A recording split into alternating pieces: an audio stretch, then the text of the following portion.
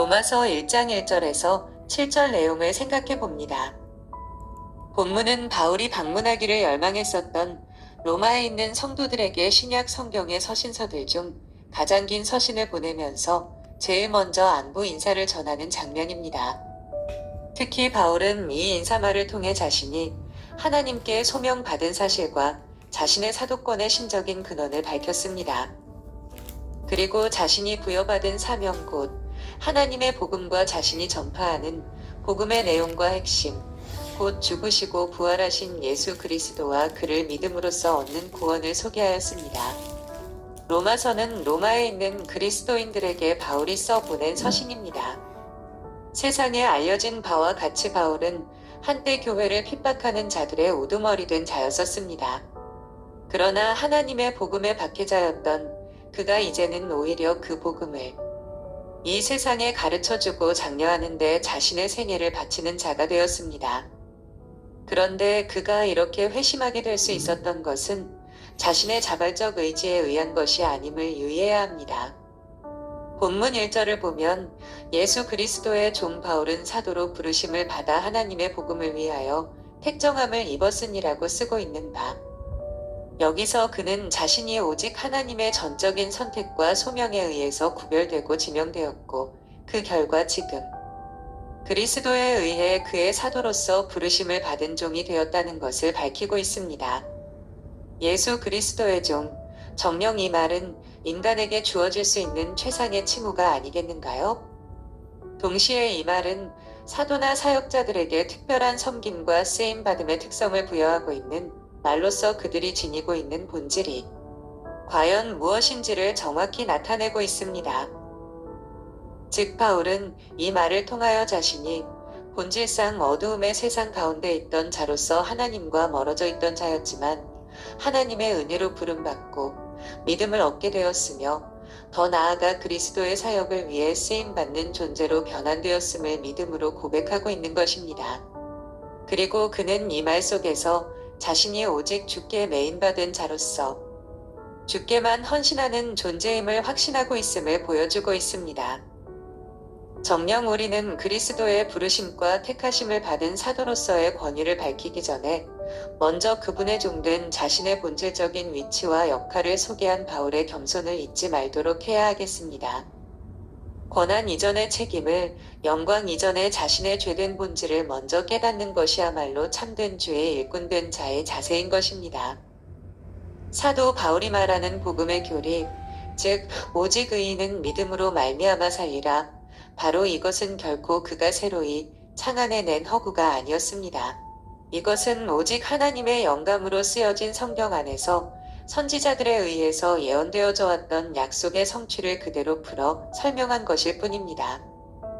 예언은 구체적으로 인간의 본성을 지니시고 다윗으로부터 나시기로 약속되었던 메시아 그분, 바로 구주 예수 되시는 하나님의 아들에 관한 예언이었습니다. 그분은 이 예언을 통하여 그분을 죽음의 자리로부터 일으켜 세우신 하나님의 권능에 의해 하나님의 아들로서 항상 천명되어져 왔던 것입니다.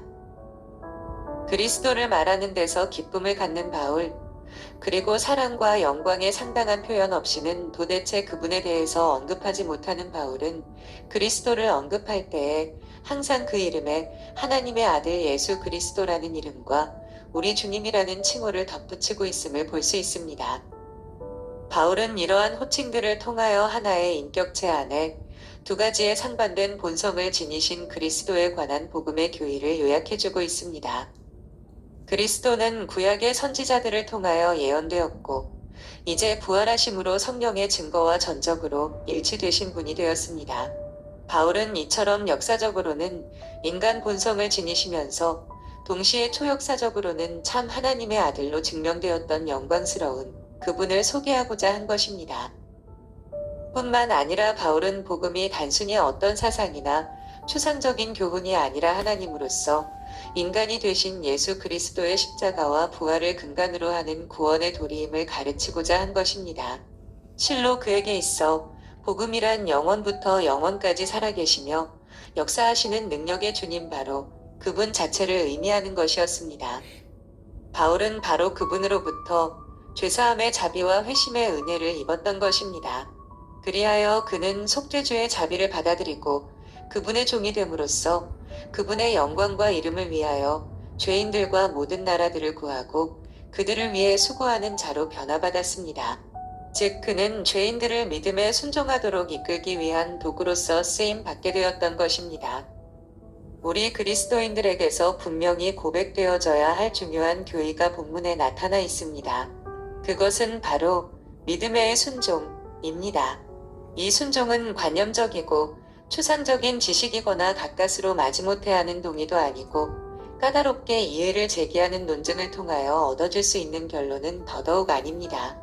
이것은 다만 말 그대로 순종하며 따르는 가운데서 얻어지는 복종입니다.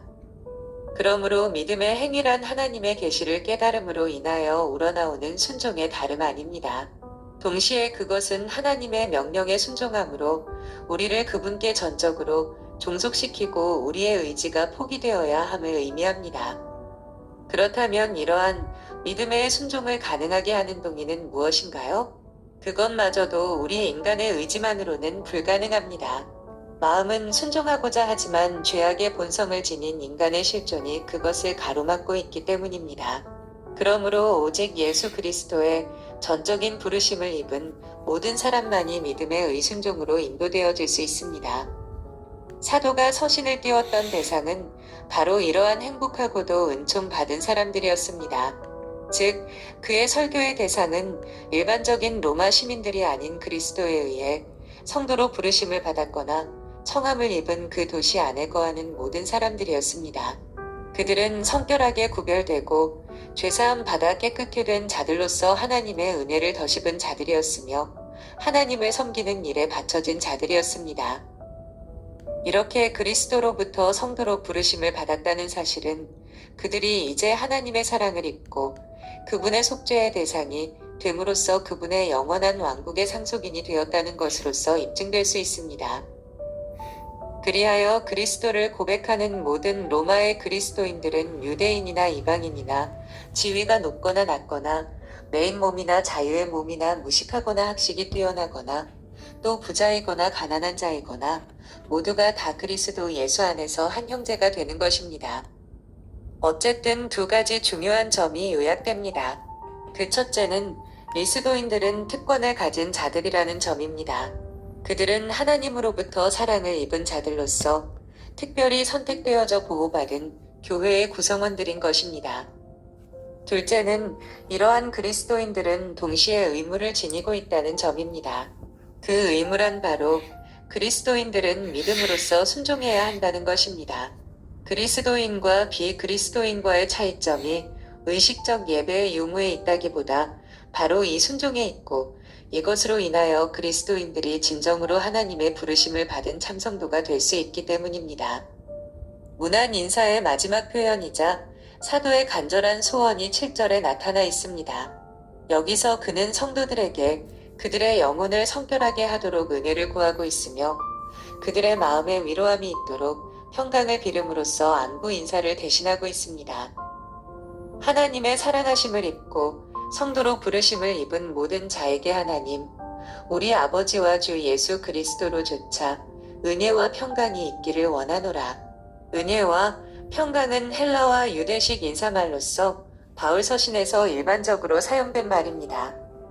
여기서 은혜란 하나님의 자유로 인해 값없이 주시는 자비를 가리킵니다. 즉 이 은혜란 아무런 자격이나 공로가 없음에도 불구하고 하나님께서 주도적이고 자발적으로 그리고 무제한적으로 베푸시는 사랑을 가리킵니다. 그리고 평강은 원수되었던 하나님과 인간 사이의 적대관계가 소멸되고 인간이 하나님과 화목할 수 있는 축복된 상태를 일컫습니다. 이 평강은 바로 하나님의 은혜의 결과입니다. 실로 당신의 독생자를 통해 인류 구속의 대업을 이루신 하나님의 은혜의 결과로서 모든 영혼들이 평강을 얻게 된 것입니다. 어쨌든 우리 모든 성도들에게 적용되는 이 은혜와 평강은 하나님 아버지로부터 비롯되었으며 성자 예수는 그 은혜와 평강을 얻는 유일한 길이요 성령 하나님은 그것을 우리 각자에게 전달 적용시키는 분이십니다. 따라서 우리가 은혜를 힘입기 위해 날마다 주 앞으로 나아가야 하지 않겠는가요? 정녕 우리는 이 땅 위에 그 어떤 것들로부터도 참된 은혜와 영원한 평강을 얻지 못할 것입니다. 바울 당시 초대교회의 사도직은 엄밀한 의미에서 예수 그리스도께로부터 직접 세움받은 특별한 직분으로서 그 시대에 국한된 직분이었습니다. 하지만 복음을 위하여 예수 그리스도로 말미암아 세상에 보냄을 받은 자라는 그 사명을 놓고 생각해 볼 때 영적인 측면에서는 오늘날 우리 성도들 역시 바울과 마찬가지로 작은 사도들이라고 할 수 있습니다.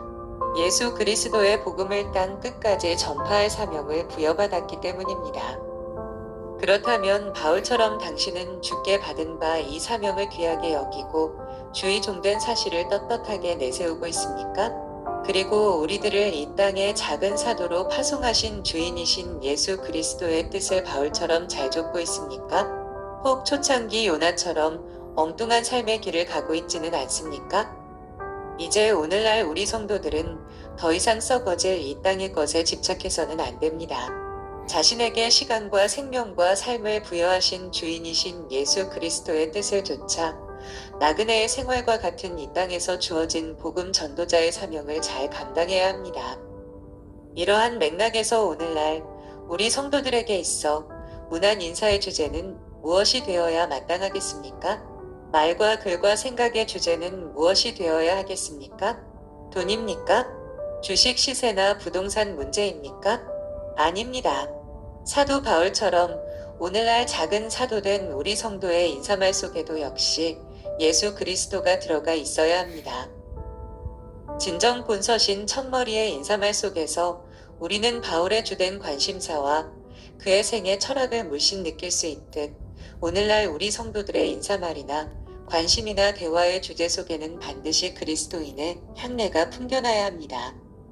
특별히 성도들 간의 교제의 핵과 추와 끈은 오직 예수 그리스도가 되어야 합니다. 그리할 때 본 서신의 인사말처럼 성도의 아름다운 교제가 활짝 피어날 수 있으며 또한 우리의 주인 되시는 예수님을 기쁘게 해드릴 수 있을 것입니다. 감사합니다.